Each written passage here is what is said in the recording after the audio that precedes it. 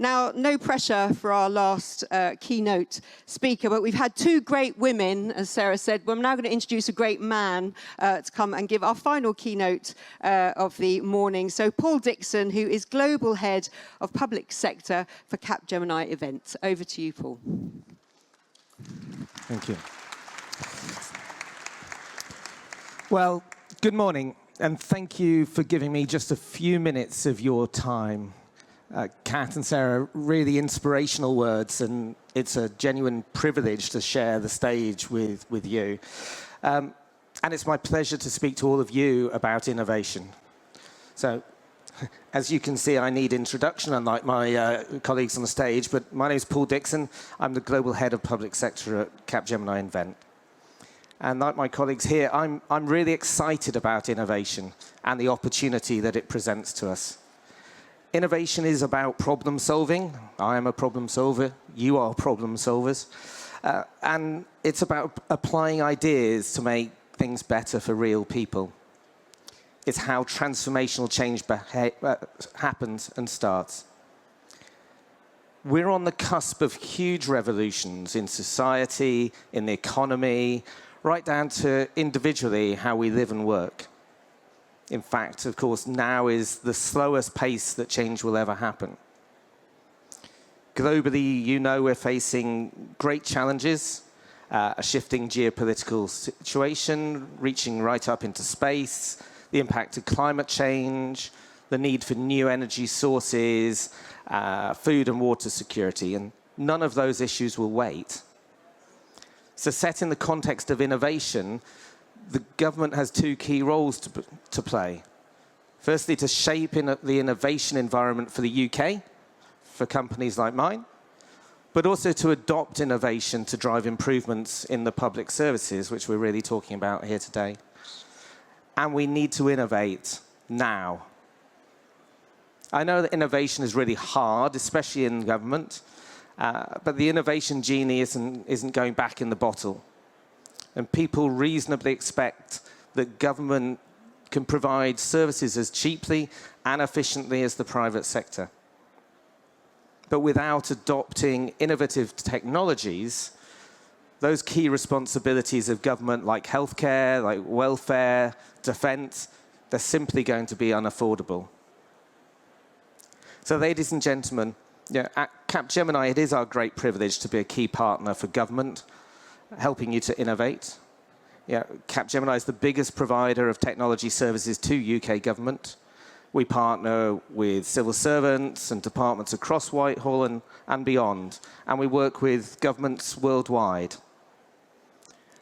We are innovation experts, working in over 50 countries with the public and private sector, delivering cutting-edge strategies, research and development, products and services. For example, in the UK, we partner with DWP to deliver their innovation lab. We work with the National Strategic Security Investment Fund to scout and invest in high-tech startups. We supported the RAF to develop its innovation pipeline and technology roadmap. And we've worked with security organizations to develop and trial collective intelligence approaches to rapid problem solving. My message today is really simple. If the UK is going to succeed through innovation, and I believe it will, we need to be three things. We need to be curious, we need to be collaborative, and we need to be courageous. I think things that have already been mentioned. So curiosity is built into the very fabric and history and culture of the UK. Being curious means being open to explore new ideas and actively seek novel solutions.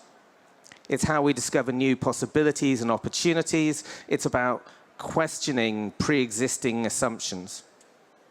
And it's about connecting seemingly unrelated ideas. So in Capgemini, we're proud and very lucky to have a lot of curious people. Our people are endlessly interested in solving the big, important problems facing our country and globally. We run experiments to develop new solutions, as we have done in the UK for defense, security, tax, welfare, etc. For one part of government, for example, with specific security challenges, we ran a 12-week innovation joust. We took complex problem sets, we gamified the approach, had 4 teams competing to develop and pitch solutions. The outcome there, all 4 solutions were different, all of them were welcome, all of them were taken forward for further development. And it showed the value of approaching a problem from different perspectives. That takes me on to collaboration. Innovation is increasingly complicated, especially in government. Success requires huge numbers of different people to work together towards a shared outcome. It needs a diversity of people, and particularly a diversity of thought. And we all need to work well together. We need to share ideas, knowledge, perspectives, skills, resources. Most innovation will involve a technical component, but also an element of changing behaviors, of changing ways of working. Often that means working across different parts of government, between public and private, and perhaps internationally as well. In a world that sometimes feels dominated by technology, collaboration is a key skill for modern employees. And it's one that is often neglected or left to chance. We have years of experience collaborating with our government colleagues. In DEFRA, as one example, we worked with the Farming and Countryside Programme to co-design the department's first policy lab. It generates evidence, it's transparent, it gets people aligned, it saves money, and it prevents time wasting when developing policy. In our experience, successful collaborations have key elements in common.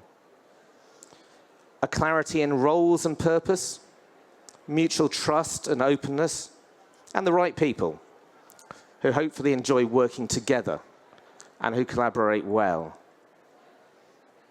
The government's clear missions are a genuine opportunity, as you've heard, to bring people together, to collaborate with a shared goal.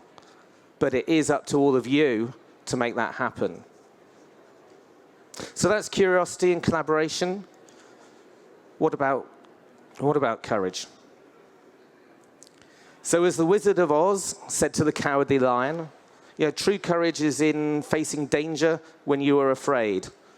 For me, that's standing up here on this stage in front of you. But the point is that it's often easier not to take action, to wait and see, to focus on the reasons why it's best not to do something. There is never a right time to innovate.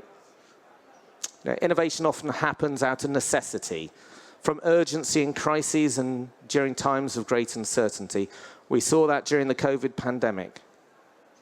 Innovation is never perfect or beautifully thought out. It's often messy and imperfect. We don't often weigh up the costs of not acting, but often it is better to try something than not. And that takes courage. I'd add that courage is needed at all levels. We've sort of just heard this, but leaders need to champion change, even when that's uncomfortable, and especially when they're not the experts. At every level, officials and contractors, suppliers like me, we need to stand up for those bold ideas.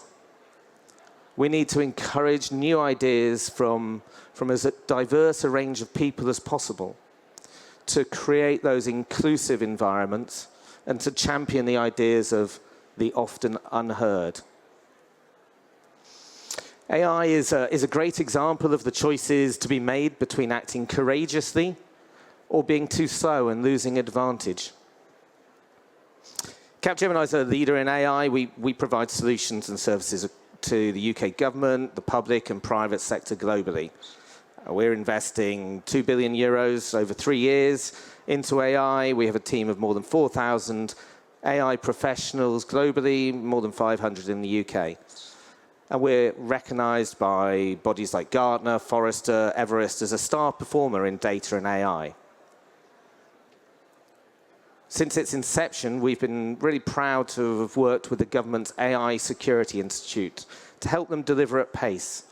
That means, or that includes helping them to build their ecosystem of partners to undertake safety evaluations of AI models.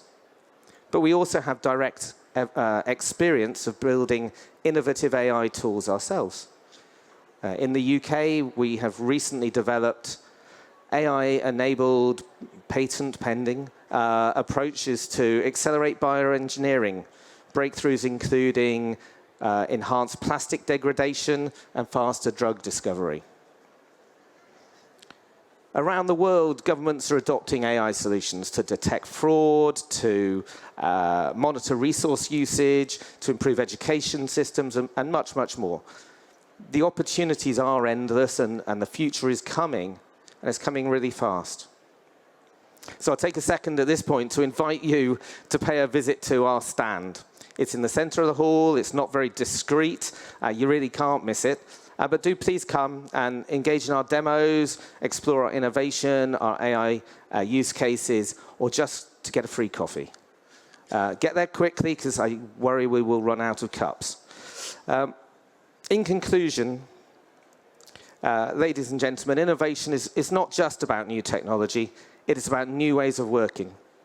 It is not just the domain of the private sector. I know, as we've heard, within this room there are fantastic examples of innovation.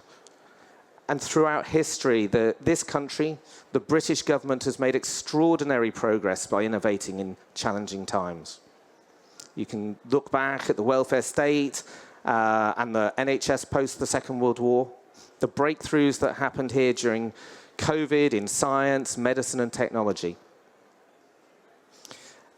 Today, we stand on the brink of a new age of change. It is a time that requires curiosity, collaboration, and courage. And that is my simple message to you today. Be curious, be collaborative, and be courageous.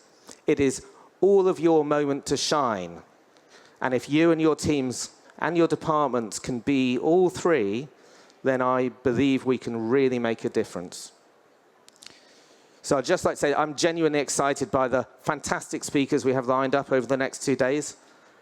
And I hope I have the opportunity to speak to just one or two of you over the period. Thank you very much for listening.